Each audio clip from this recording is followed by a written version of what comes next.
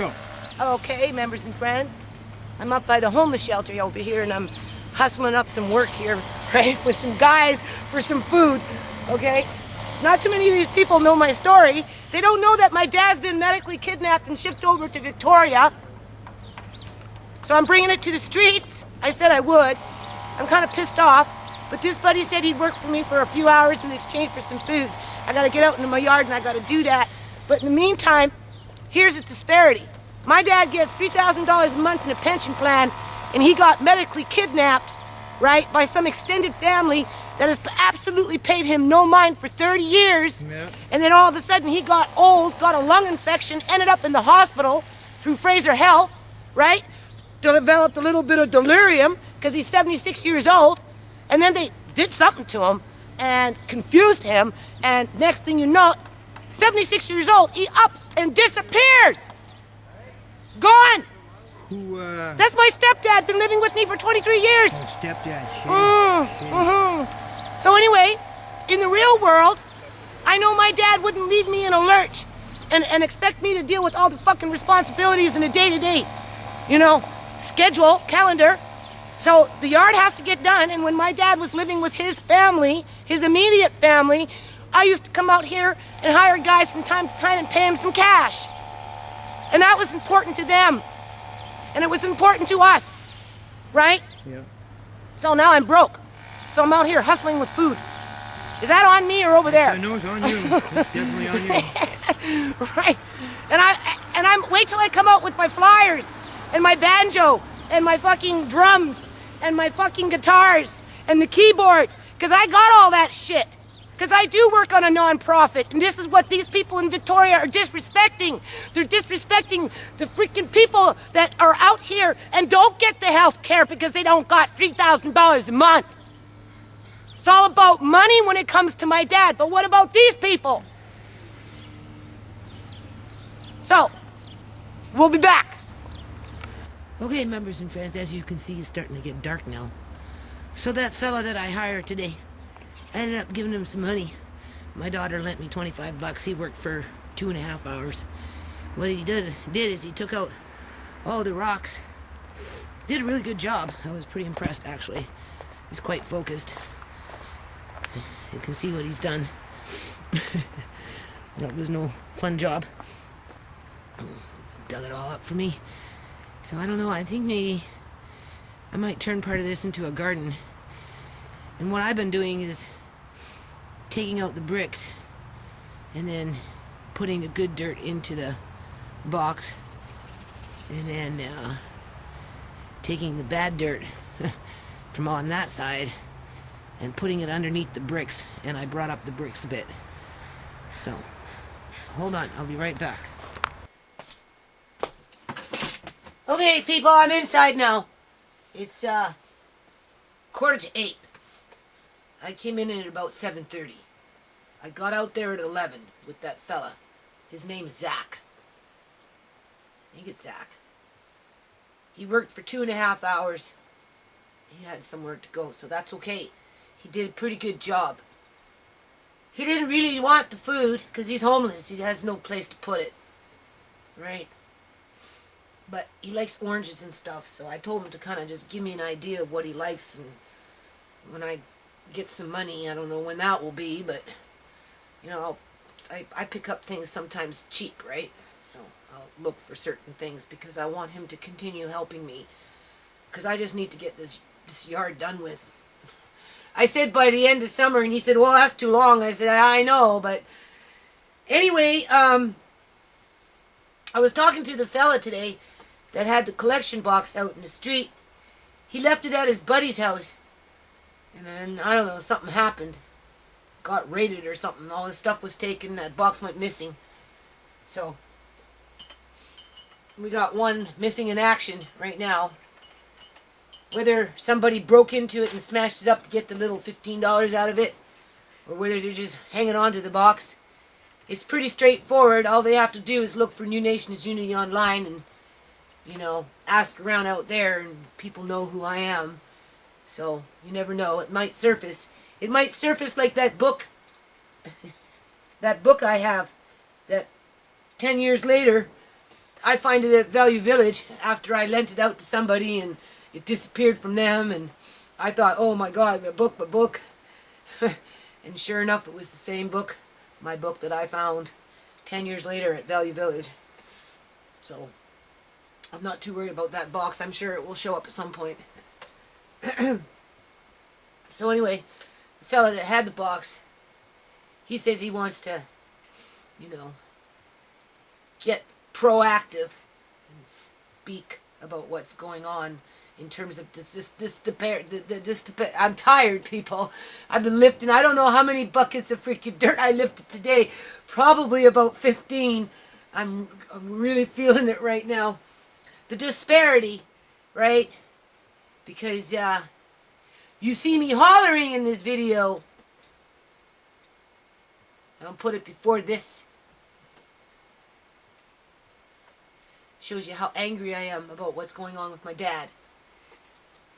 Shows you how angry I am about what goes on with these people out here. Oh, and by the way, this fella that helped me in my yard today, and I know that this is true. My daughter had an overdose up at the front room, and she only told me a part of it. She didn't tell me the whole story, but she got revived. Apparently, this fella is the one that revived her. He saved my daughter's life. Like, he literally saved my daughter's life, because the employees of this homeless shelter, they don't, if somebody, has a heart attack or, is having, a reaction to drugs or something because, OD or whatever, or just whatever, right? They don't try and resuscitate them. I have a video where a lady was saying that some guy, they, pulled him by his feet, yanked him off the chair, and he fell and he hit his head, and he went into cardiac arrest, and nobody did nothing for him. It was somebody that was on the premise that, was a client that saved his butt. Well, it was the same thing apparently for my daughter. Nobody that works on the premises wanted to do CPR on her and pump her chest. But this fella that helped me out in the yard today, he did. Because she told me. She didn't know who it was, but she told me that somebody had done that for her, and then she went to the hospital. So isn't that amazing? I met the person who saved my daughter's life. So why wouldn't I get mad? Because why should my daughter have to struggle with that kind of stuff out there? Well, a person like my dad's wife that caused nothing but havoc and trouble and animosity and bitterness and spitefulness and just the whole 9 yards, And look what she's doing now. Even in her grave, she's causing trouble, right? Because she's the one that instigated this family, John's extended family. She's the one that empowered them by saying, oh, Judy abuses John because she hollers. Yeah, well, I hollered. John hollered. Joan was standing there hitting the wall with her cane, and raising her voice to get everybody else even more madder. I'm telling you, people, it got to the point where a fight would break out because of my dad's wife, and I would go to my door, I would lock it, I would close my curtains, I would close my blinds, and I just wouldn't take the bait. Because it was like a menstrual period with her. Every 3 weeks, fights would break out. And they'd break out for 4 or 5 days. And then it would calm down for a couple of weeks or 2-3 weeks or whatever, and then it would fucking start all over again. One point she was going week to week to week. And I'm sure she was getting it on her little cell phone, number 9, because she'd get all these cell phones, but she wouldn't pay her bills. She'd just toss them off to the side and go get another cell phone from a different company. And when the banks were starting to catch up to her, she'd close her bank account and just go to another bank. When she lived over here, I swear she had like 4 or 5 different banks. Just to avoid paying her bills. Because that's the kind of person she was.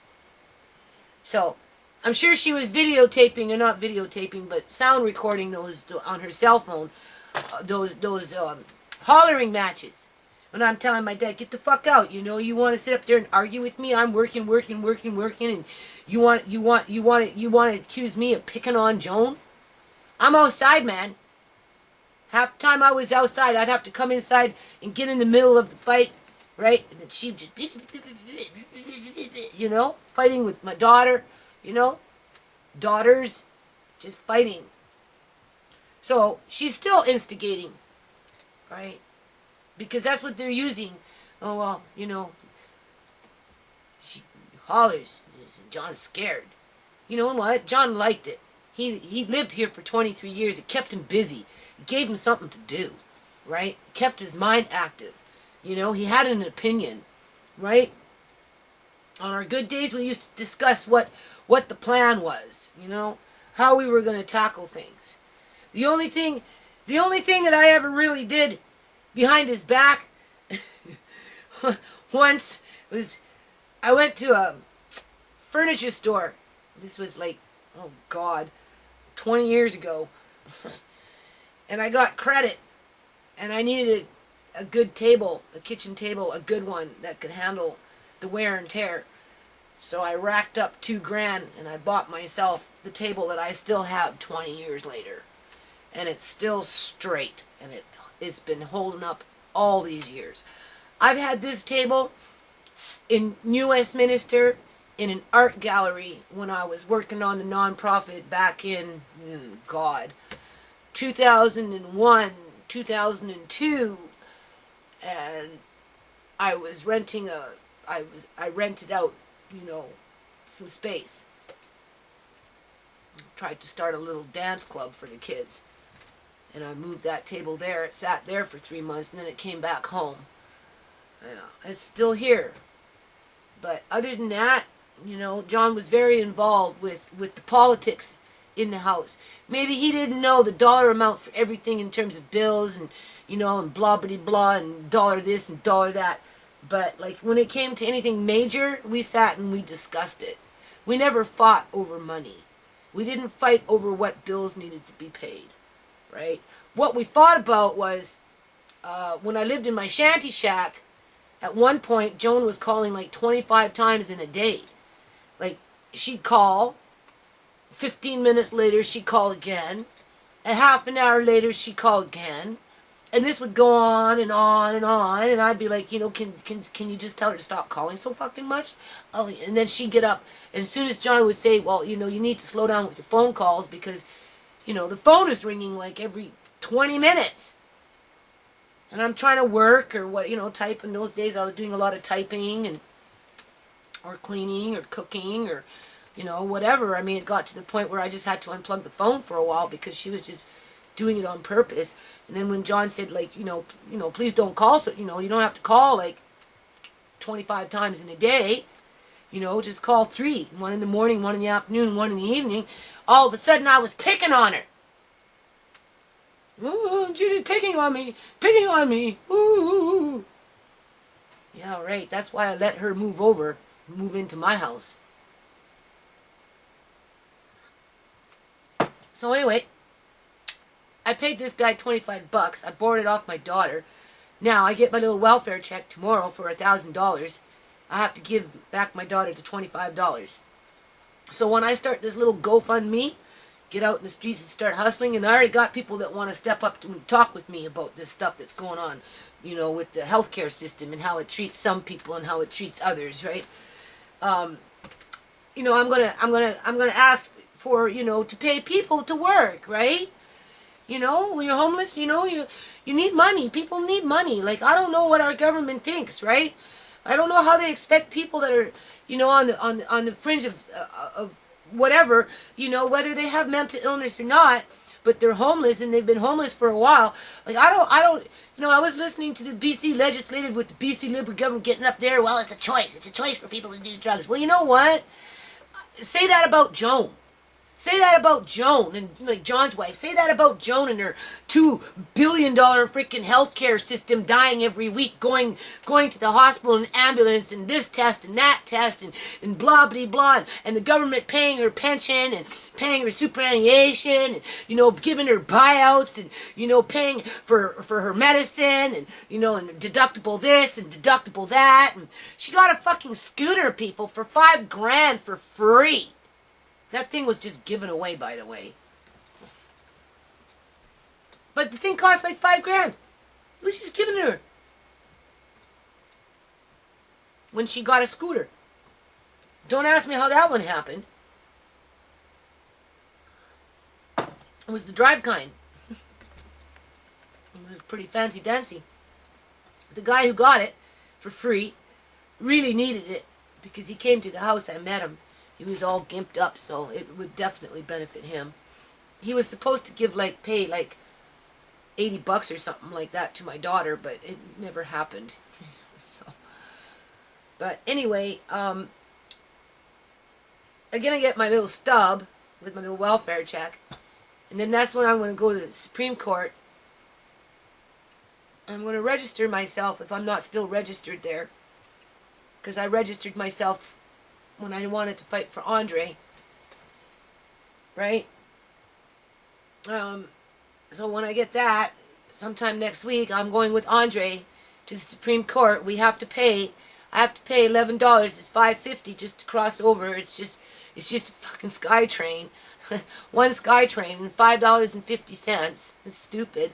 Just one way. And I'm taking my little grandson because he's always saying, I miss Uncle John.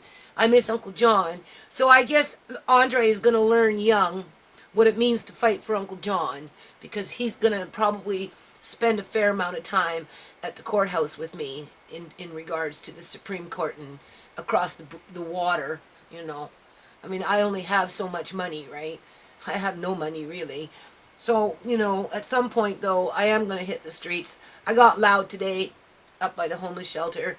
You know, lots of people, you know, this stuff has happened to them. Maybe not like an Uncle John or Grandpa John or AKA John, but, you know, within their families, you know, somebody's been ripped out of their home, if not more than one, or thrown out of the house, if not more than one, have had their finances brought down to practically zero, you know, just so that, you know, they end up staying out there at some point and can't rebuild their lives, right? Because it just starts to fall apart. And once you get to a point, that's it. So, you know, I know they appreciate the little bit of money John and I were giving them when we were doing the yard work. Was I happy with everybody that came into the yard and did the work? No, I wasn't happy with everybody.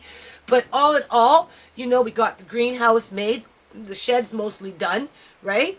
And I'm definitely happy with what happened today. I mean, the guy wasn't fooling around, that's for sure. And, you know, you can tell he was having a hard time with life because, you know, he's homeless, right? Matter of fact, his clothes were thrown away yesterday or last night because he left the bag there to go do something, came back, and the bag was thrown out.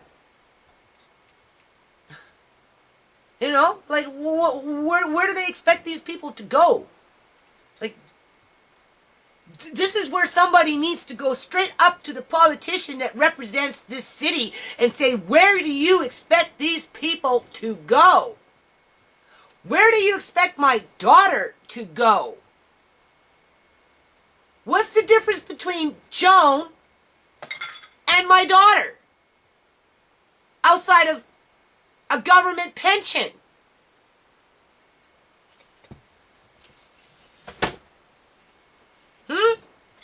And Joan wasn't no like good worker. It's not like she was a hard worker. She was in and out of fucking mental institutions the whole time she was working for the fucking government. And she still got paid. And she never lost her kid. Never lost her kid to MCFD for her cuckoo-ness and her pill popping. So what? Because she's white? Because the majority of people out there, out in the streets, are some sort of minority. Not all. And it depends on the demographics too, right? And that's not to say that people, brown people like Punjabis and those type of people, that's not to say that they don't have issues with drugs, because they do. Because when I take my daughter to the methadone clinic, that's all it is Punjabi men in there. Mostly men. Kind of makes you wonder where they hide out. And when somebody's taking methadone, that's because they addicted to something else. And 9 times out of 10, it probably has something to do with heroin.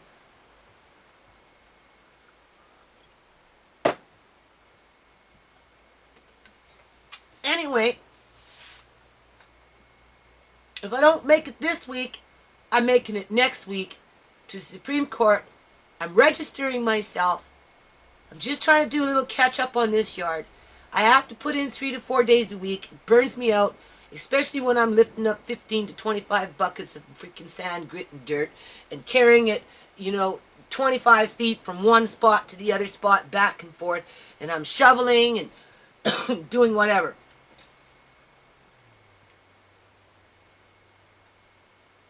All right.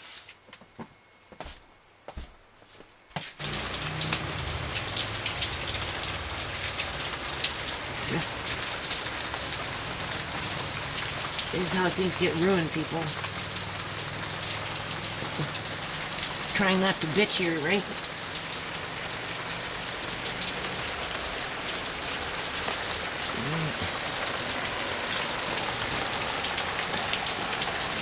It just puddles up. It's bad. It's real bad.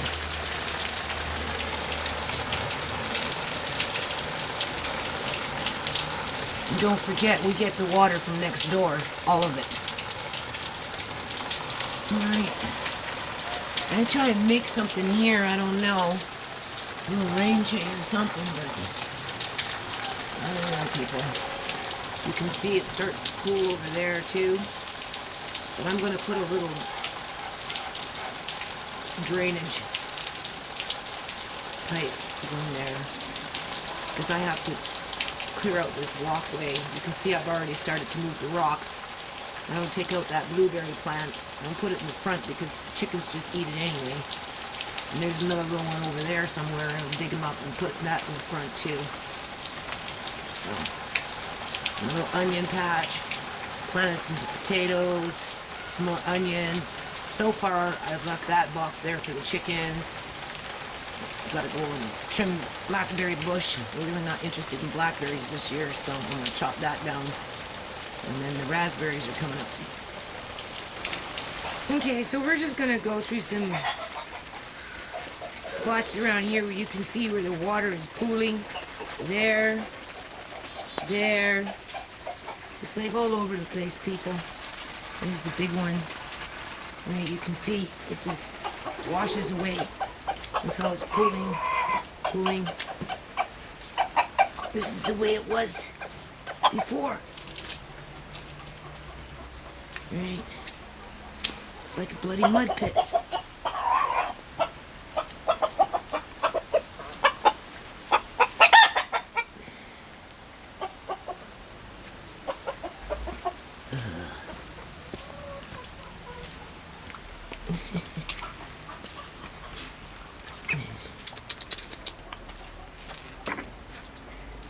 We'll put some potatoes in here right now. There's rhubarb plant. I'll leave that rhubarb, let it grow. Have to fence everything off. As you can see, raspberries are growing, getting real bushy this year. Nice.